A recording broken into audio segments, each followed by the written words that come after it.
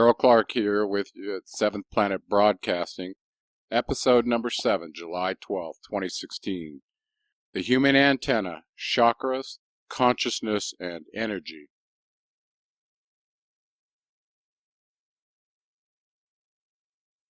Awakening is a shift in consciousness which thinking and awareness separate. Eckhart Tolle. Meditation is the dissolution of thoughts in eternal awareness or pure consciousness, without objectification, knowing without thinking, merging finitude in infinity. Swami Shivananda.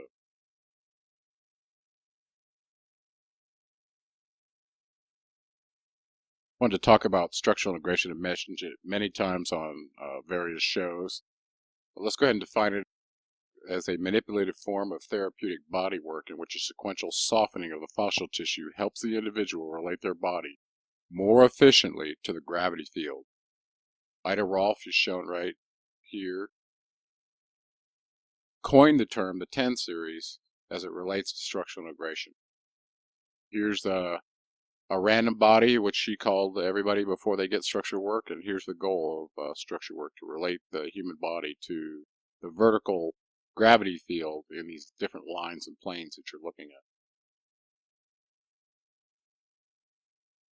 There's her book, Rolfing, Reestablishing the Natural Alignment and Structural Integration of the Human Body for Vitality and Well-Being. Very, very good book. Highly recommend it to anybody who's interested in this field to read that book. I want to talk about how structural integration is related to consciousness.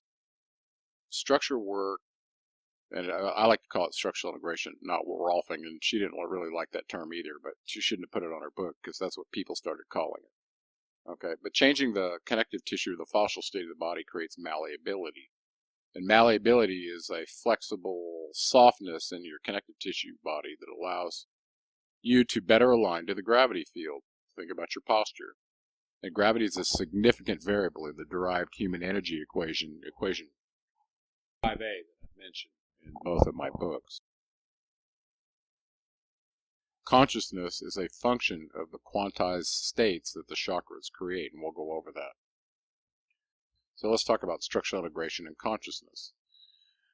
Structural integration changes the nodal distance between the chakras, and this has a very significant effect on the wavelength. The wavelength is the distance between the chakras. So changing the horizontal state of the pelvis, or what's called the horizontality of the pelvis, directly affects your relationship to your center of gravity, which falls right in that bowl of the pelvis. And it turns out that the proprioceptors on the back of the head sense the location of this center of gravity point in your pelvis in order to communicate through the fascial body to help you be where you should be in the three-dimensional space in being erect in the gravity field. So it's a very complicated sensing and affecting system. And in structural integration, we oftentimes view the body as a battery with a ganglion impar, which is a nerve complex at the bottom of your coccyx bone at the end of your sacrum, as the negative pole, and then positive poles up in the nose. But the coccyx bone is very important in the energy body, and from a structural standpoint, is often quite deviated from impacts from sports and accidents and things like that. So getting that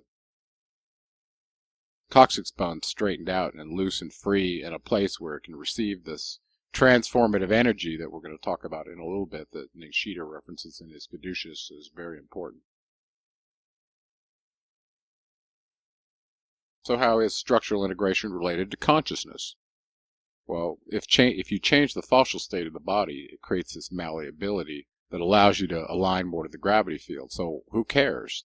Well, gravity, as you'll see, is a very significant variable in this human energy equation. So it does matter. It very much affects your maximum human energy. And so these distances between these chakra nodes turn out to be very important in terms of what color or wavelength that they manifest. As I mentioned, structural integration changes this node spacing, which changes the wavelength. Gravity is a very significant part of the human energy body, and what I want to do now is just kind of look at some before and after pictures in structure work. Okay, so this is the before, the random body that most people have before they encounter this work, and this is where we're trying to go to. Okay, everybody wants to have good posture, but they don't know how to get there. And the problem is the connective tissue that you've damaged all through your life, you don't have control of it because your sympathetic nervous system is giving it over to the autonomic nervous system. So let's look into a case study on structural integration just to see what's possible in a very short period of time. I'm going to blow this all the way up and then slide you guys over here so you can see. This is Krista, and this was before we got married. Okay, so this was June 22nd of 2010. And this was the beginning of her what's called Rolf 10 series that I did for her. There's me sitting there with her, with the imaging system set up. I have a camera set up back here. It's on a fixed focal point. Plumb bob right down the center of the body with the ability to measure lines and planes of what we're looking for. And there's a fixed reference point on the ground as well. She's referencing her feet on, so she stands at the same place every time. The idea is to get pictures front, back, left, and right for all 10 sessions, and then you can compare and contrast any session to any session with the right viewpoint. So if you want to compare this front to session number 4, you could, and kind of see where things are really starting to come unwound. And it also gives the structural integrator a better idea of how those patterns are unwinding to focus the work in the future. So this is before in this whole column, and this is after the 10 series in about an 8-week period, 2 sessions a week, and we did it in 5 weeks spread out over this 2-month period. Okay. So you can just see, obviously, that the line is not down the center of her body here on the head and the torso and the pelvis. You go to the 10th session on the right, and you can see this line perfectly bisects her down the mid-sagittal line, just as it should. So that was a very significant change from side to side, but she also got some height change too, and you can look and see where her head touches the top of the grid or where it was here. She just looks taller here. And then we can see it from the left, ear way forward of the line, same with the pelvis here, and the only place that is aligned is the ankle. So you can see how the posture is starting to adapt to the gravity field where it should be lined up with this line. Now here's after, and you can see that she's almost dead on the line with just 10 sessions of structural work. And she got taller too, you can see that. Notice how that back of the neck is longer, so the head comes up and the chin comes down, whereas this one, in both instances, she thinks she's looking at what's level. Okay? So we can see the same deviation from the back that we saw from the front. Very, very deviated off the center line. And this is not unusual, okay? So until you get in front of the grid chart and have a plumb bob in front of you, you don't know where your lines and planes land. Okay, and then you can see from the back that it mirrored the front, that the line now bisects her body. That's a pretty significant change. She was definitely feeling it too as a result of all these changes. Here again, from the right side, you can see the head is very far forward of the center line. So it's actually the shoulder comes around a little bit farther. It looks like a twist in the upper torso to bring that shoulder around. We call that the driving syndrome. And similarly, the pelvis is very far forward of the line here. But if you follow this line down, it's supposed to come right down to the bottom of her feet, lined up with her ankle bone there.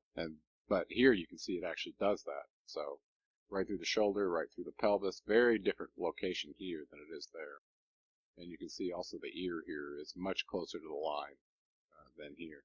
And also she gained some height here that we also saw from the other side. So seeing this from all sides really helps to see what kind of changes are happening.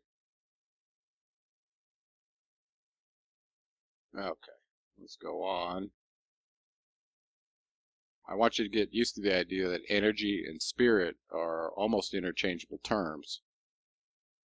At least spirit can be represented in wavelength and frequency or some sort of energy, okay? And I think most physicists and scientists see that clearly. And the question is this energy that animates a human body related to consciousness, and what is the relationship? Okay, so we talked about quantized levels of consciousness, and here are these different chakras that are pointed out. Here's your third eye and your crown and your throat chakra. Here's the bottom, so it goes red, orange, yellow, or red, orange, yellow, green, blue, indigo, violet, like that. So it's not very intuitive the way they have them spread out here, but they just didn't have the room. But you can see the colors proceeding from the root chakra all the way to the crown chakra here. And this professor wrote an interesting book that I'd like to get my hands on and read what his thoughts are on the relationship between energy and consciousness as well. And it's kind of hit the mainstream. It's not an unusual topic now to be talking about. It used to be. How are consciousness and thoughts related? So consciousness creates a scope for awareness. So suppose we're in a conscious state and we're aware of our environment. We have the ability to choose to accept a thought or not. And the key point is here we have a choice. But you have to be aware that you have the choice and that thoughts are something that can be either accepted or rejected. Okay, and they can also be generated internally from within you or externally generated. Therefore, it's key to take responsibility for your thoughts, because if a negative one is being generated externally to you and you don't want it and you choose to reject it, then it's not yours. Okay, and I have an old saying that behavior is nothing more than a delayed manifestation of a thought you accepted as your own. So the act of rejecting a thought that doesn't coincide with who you want to be and who you intend to be is an effective way to change who you are, to change your thinking. How is consciousness related to personality? So first, there's probably lots of different definitions for personality. I'll give you mine. I believe it's an individualized, filtered response through the senses of the outward projection of the ego. So as you see life through this filter, it creates the particular way that you project to the world and how you see yourself, and that's what we call personality. It's not fixed, though, because it changes with the degree with which your perception filter is skewed. And this was true according to Rolf as well. And we saw this in structure work, that people's personalities would change as they got structure work. And it seemed to be correlated to the change in their human energy body, whether it was their energy itself or its effect on the endocrine system, but we weren't quite sure. But I truly think it has to do with just a change in consciousness that has to do with energy.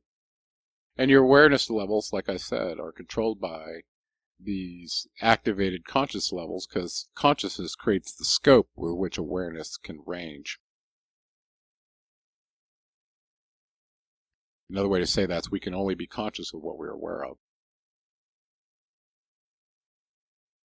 Or you can only be aware of what your consciousness scope allows you to see. That's actually a better way to say that. So let's talk about the chakras real quick. Is it a coincidence that the chakra wavelength mirrors the color of the rainbow? And how did they know that? Did they have some imaging system? Were they able to see the colors of the chakras with this energy coming out of the bee with their inborn eyes? If so, that's quite amazing. Some people say they can. I use 7 as the number because that's what's given in most of the yoga manuals. I know people claim there are more than those. But if it was 7, what's the significance? According to Anunnaki, we live on the 7th planet. Did they give us 7 quantized levels of consciousness to go with the 7th planet existence? Could be. Could our chakra wavelengths be related to naturally occurring frequencies, possibly generated on the Earth or somewhere else? We don't really know that. We know a little bit more about the brain waves than we do the wavelengths of the chakra. In particular, how could they be affected? But since it can be turned into frequency, there's the same susceptibility there as there is in other organs. You can change your thought frequency through entrainment or meditation. Okay, and actually I have a mind modulator device that you can use that has LED glasses and beat frequency oscillations that you can choose the entrainment frequency that you want from delta, theta, alpha, and beta. And also, it's key to note that the brain waves occur in what we call the extreme low frequency. And so that's something to pay attention to know what that frequency range is and what devices could potentially generate in that range that affect. This is a neat experiment I did using one of my imaging systems. I had 2. One used frequency and one used light. This polychromatic interference photography system was kind of fun because you didn't have to take measurements. You could just point the camera at your client and see the changes in their energy body. And what I was after was looking for changes in the energy body as they correlated to human structure, because I was changing structure and I wanted to see what it was doing to the energy. And using these 2 systems, resonant field imaging, which I don't show here, which basically measured a frequency along the chakras, converted it into a wavelength in the software, and then it would show you the color of your chakras. Okay? Whereas this one shows you the whole aura around your body. very controlled circumstances with a full spectrum lighting and a high definition camera running through some special software. Okay, so polychromatic interference photography. This client of mine was a yoga instructor and was very good with breath work, so I pulled him out randomly, asked him to sit in the imaging room. If he had taken his shirt off, you would have seen the energy around his body here, just like you do around his neck and his head. But I asked him just to demonstrate with a few breaths what he could do with his aura around his head. And so he decided to do that. He only did 2 or 3 breaths, and I was joking with him the whole time, so he wasn't completely centered, but he still demonstrated how blue he could make the aura around his 7th chakra. So with the in-breath, you'll see it get blue. With the exhale, you see it change colors. Now watch. Oops, I think I went too far. I missed the arrow button. There we go. Okay, so there's an exhale. He's closed his eyes. He's trying to get centered and ignore me. There's an inhale. Look at the blue around his head. Look at the symmetry of the colors on his face and stuff and how the energy is coming off his body. That's very important from a structure standpoint to pay attention to how that energy is formulated to see where your structural deviations are. So, very effective system. Taught me a lot of good lessons about energy and matter and structure and function. Okay, talked about the brainwave regions real quickly. I'll just give you a table of them here so you can have them. Delta, theta, alpha, and beta. 0.5 hertz to 3 hertz is delta, with yogi state or deep sleep possible or accessible. So these are perceptual realities that are correlated with these frequencies. Just think about it that way. In theta, we're 4 to 7. And out-of-body experiences and hallucinations are common in theta. Alpha state, 8 to 12 hertz, is a great place for meditation and relaxation. So this is a heightened learning state. If you can be in this state and expose yourself to new knowledge, you'll soak it up like a sponge. Okay? This is our active waking consciousness from 13 to 20 hertz. And this is, this is the area where ADD shows up, where your brain is so unharnessed and running on wild that your thoughts are uncontrollable.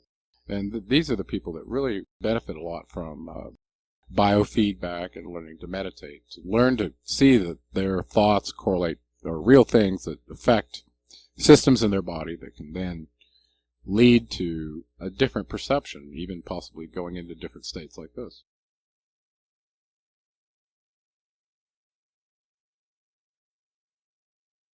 We're going to define wavelength, frequency, and speed of light real quickly because I'm going to use them in an equation here in just a minute. We'll do it diagrammatically for wavelength and frequency. The wavelength is just that, the length of the wave. Okay, so that's a linear measurement. It's usually in millimeters, micrometers, or whatever. Okay, and those measurements usually map to a particular range. We'll look at those in a second. So we could measure from here to here, from peak to peak, or from where the cross point is at trough to trough. Okay. Now, so over a period of 2 pi, if this thing repeated, you'd see it be a sine wave, and it would come right back out here and go over. What we want to look at is how many bumps there are in some particular time. We'll let t1 equals 1 second, and this equals 0. We got 2 bumps in 1 second, which is 2 hertz. And we're going to use the reference of a frequency in hertz oftentimes. When we talk about color, we talk about wavelength.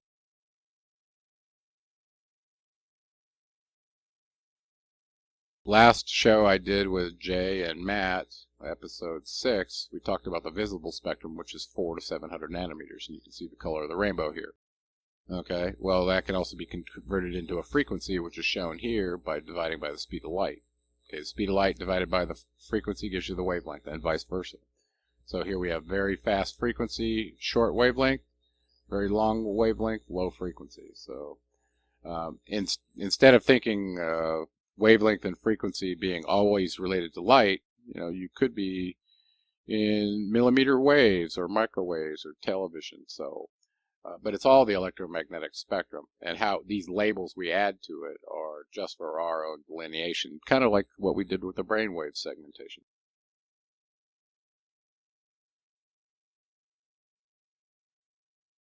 For those who don't know about it, HAARP is a system that can broadcast in the extreme low frequency, including all the other things that it says it does. It could be a very significant device in affecting the brainwave regions of humans. So look into that. You can read their patent about it if you like to see what it does in the human brainwave region. We'll talk different ways the electromagnetic spectrum can be used to change your brain waves in the extreme low frequency through entrainment.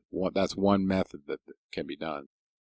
There are other primitive organs in your body that are sensitive to frequency and primitive responses, okay, like fight or flight, and that's the reticular activating system that is very important in prioritizing what's important to you at the time. So if you've got a very bad injury in one spot, your body will bring awareness to that, okay? And you may have lots of other injuries that are not as severe, but your body can only be aware of one or so important things in this prioritization system that the reticular activating system does in your body. Okay, so it controls your awareness. So if you're focused on pain in your body, you're not aware of other things, even the differentiation in energy and things. One thing leads to another in terms of awareness. So as soon as you deal with the thing that's bothering you the most, it's going to go on and focus on the next most important thing that you're dealing with. Okay? Whether it's an external issue or an internal one. There are different ways to generate waves that cause entrainment. I won't get too deep into spatial diversity, but that's one way that can be done.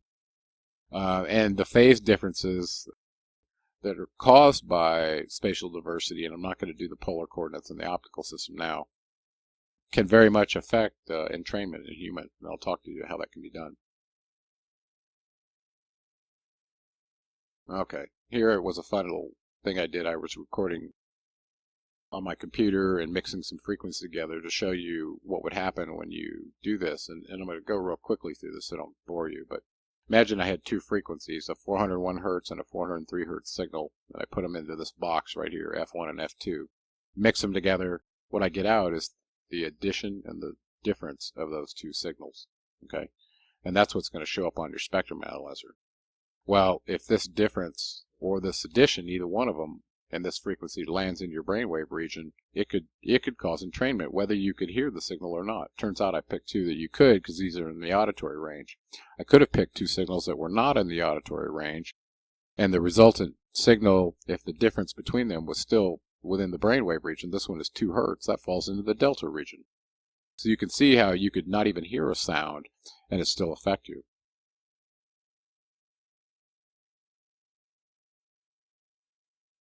We talked about the reticular activating system. Essentially, the thing to walk away with is it prioritizes and filters your sensory information, usually based on survival information. Okay, so that very much controls your awareness because that's where we operate from in our primal state.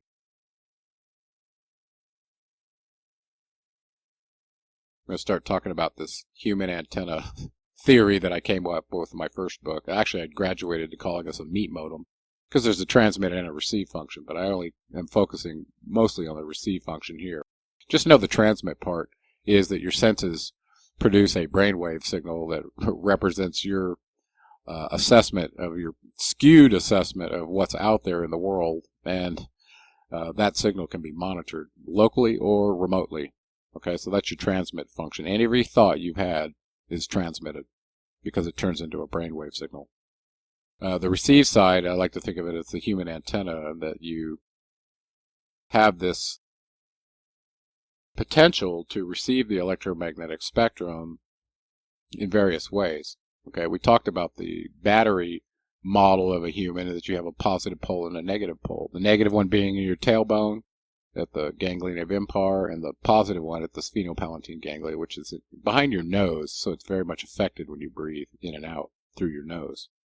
Okay, and that's the positive pole. So when you're standing up in the gravity field, these 2 points are extremely important, kind of like a lightning rod. The bottom of it's more negative, the top of it's more positive. Okay, and that's what causes the lightning to seek it out. Okay, we're going to talk about these electrical systems corresponding with the spine in here just a second. So we'll just talk about the central spine is called, in the yogic tradition, it's called the Sushumna. Okay, then you have two different ganglia of parallel nerves that run up and down the spine, where the Pingala nadi and the Ida nadi are responsible for kind of circulating the energy as it moves upward along the middle Sushumna, or the central spinal cord. One of these nadis goes up and one of them goes down at a certain point in the processing. And these are connected very much with your breath.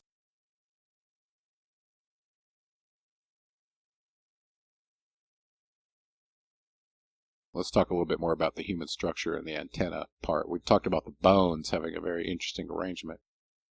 Imagine the central pole is your antenna pole with the wires running down in between it, and then you have your antenna fins sticking out that are pulling off some wavelength or frequency out of the air. It's usually a wavelength based on the half of the dipole of the wavelength that you're trying to pick up. Okay, so also further imagine that energy is traveling through these bones along the central spine and has some interaction with this, what looks like a cavity resonator for energy, with some very strange holes in it that may tune to an engineer what we would call poles or zeros, either increases of energy or decreases of energy, and how that might circulate up and down the spine, coinciding with the cerebral spinal fluid running up through the lateral ventricles. So you've got a pretty strong connection with this electrical system here and the one with the brain. Okay, so I want you to think about that in terms of a human antenna. And actually Thoth mentions in his Emerald Tablets, he gives the energy that flows through the bones a particular name that's different than what he gives to the ba and the ka, for instance. So the idea of energy flowing through your antenna should not surprise you. We mentioned the central spinal conductor, these ribs that look like ribs right off of an antenna, and then these foramen or holes in the sacrum that could be changing the shape of the waveguide energy that you're receiving through your antenna. Look at your posture. Others do. And the reason I want you to think about looking at it is not from the standpoint of how do I look? Do I look good? Think about looking at yourself from the standpoint of lines and planes in relationship to the gravity field that you're trying to integrate with. Okay? A little game we play is if you can take your bowling ball size head and keep the ear right over the shoulder, even when you're bending over to get something out of a drawer or whatever, just play that game. Guess what? Over time, your body and your upper shoulders will begin to adapt to where the weight equals mass times gravity, the mass of your head times gravity, will start integrating onto your torso. Okay? But if you keep doing this, that curve's going to keep getting worse, and so is that one. But if you're not even aware of it and you just keep doing it, keep sitting in that posture, you can't possibly get better. Even if you get your body completely limbered up where you can be like this and then you choose to sit like this, your body will go back like that. So once you tune in the gravity field right through the top of your head, you don't want to lose it. So you got to work a little bit to keep it. Okay, and that means paying attention, playing the gravity game. I'm going to go over these equations really quickly. I put them in both of my books, but I mentioned them on the last show. And it just gave you what the human energy was a function of weight and gravity and wavelength and frequency, and didn't give you much more than that. So I decided to put these down real quick so you can see where I started. I started with Einstein's relationship between energy and matter as my place to determine what the maximum human energy is. I substituted for the weight equals mass times gravity. That's a known in physics. I'm going to substitute that equation for the mass here. So weight divided by gravity is going to replace that. Okay, you see it here. The next thing I'm going to do is replace the speed of light, which is the wavelength times the frequency. Okay, that's a known. We've been talking about that. Anywhere on the electromagnetic spectrum, you pick a wavelength and you can derive the frequency just by dividing into the speed of light. Okay, you see that? So we're going to replace that here, and we're going to end up with this equation 5, which is E max equals the weight times divided by gravity times the quantity lambda nu squared, wavelength times frequency squared. Okay, the problem with the human body is we don't just have one wavelength and one frequency, we have 7. So we need to parameterize this and sum those up in order to see what we truly are capable of. And I'll just show you a picture of chakras again so you remember. So here's I equals 1, 2, 3, 4, 5, 6, 7 for wavelength and frequency, okay? Because we're replacing the speed of light in here. Yes, they sum up to the speed of light, but these may not be operating perfectly, so what we sum up in that energy is the real thing. That's what we want, okay? And we may not have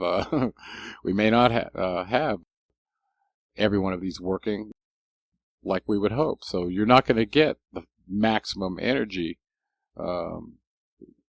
without having a pretty advanced body that has all these chakras working, okay? And most people don't. As a matter of fact, I think majority of people who don't do anything about their human energy, they could spend their entire life in their first or second chakra and never change. And their personality and their range of consciousness will be coincident with that. And as you move up in consciousness, you'll start to see that more and more, that there is quite a distinction. So once we account for those 7 chakras and we parameterize it with I equals 1, this is wavelength frequency 1, and that's wavelength frequency 7, and we're going to get everything in between. We're going to sum them all up and square it, okay? That's the maximum human energy from a mathematical standpoint, okay? And there may be other energy that we're not accounting for, but just from the ones that we know that we can measure, this is what we can come up with. And I think this is quite accurate. All right, we're going to look at 2 implications of this, and I'm going to finish you guys up. So imagine the human body is modeled as a broom pole, and it's balanced on the end of a finger. Now, if that broom pole falls over, that means gravity has pulled it completely down. So as gravity gets infinitely strong, or just it's so strong that it just collapses the pole into a little dot, okay? Well, if that's the case, then there's no energy, and that's what this equation says. So think about yourself standing there, and you're deviated in the gravity field. Well, it's pulling on you. It's approaching something other than 0, and it's at its heightened maximum amount of whatever it is. If you've got something horizontal in the field that's not being supported or dissipating its weight whatsoever, okay? So that's not the condition we want. So if we look at this equation where we're dissipating gravity through our body by lining ourselves up like a broom pole parallel with the gravity field, just like how easy it is to balance a broom pole, if you do that with your human body, then the effects of gravity on the pole are practically 0, or as close as 0 as you can still do and not float away, okay? So, but that indicates that if you could make that happen, you would have the maximum infinite energy, okay? So somewhere in between there is where human energy is going to land as a function of its relationship to gravity. And you can see that gravity is the one key thing that we can adjust ourselves in relation to. We can't really change our wavelength and our frequency at our chakras until our spine is limber enough where the nodal spacing is correct and the fluid can flow through the spine and the nerve ganglia are not blocked in any way by rotations or anything else in the vertebra, okay? So there you go. And Rolf believed this as well, that if you could stand on your medial arches of your feet, stand perfectly relaxed in the gravity field, and find the top of your head, where the line of gravity would come through, you would feel it on the top of your head. Your arches would feel very light on the outside, and you'd feel like you were floating. And I've had that experience many times. If you work very hard to find the Rolf line, that's possible for humans, but it does take a lot of work. Okay, so that's pretty much all I want to say for today on episode 7 about the human antenna, chakras, consciousness, and energy. I hope that helped give you a model to think about and to work from being in this state into this state so that you can tune in the energy that's available in the universe that very much can support your energy body and make you more conscious rather than beating you down and making you have a miserable experience as you get more and more deviated from the vertical line. Okay, this is Gerald Clark, episode 7, and we out.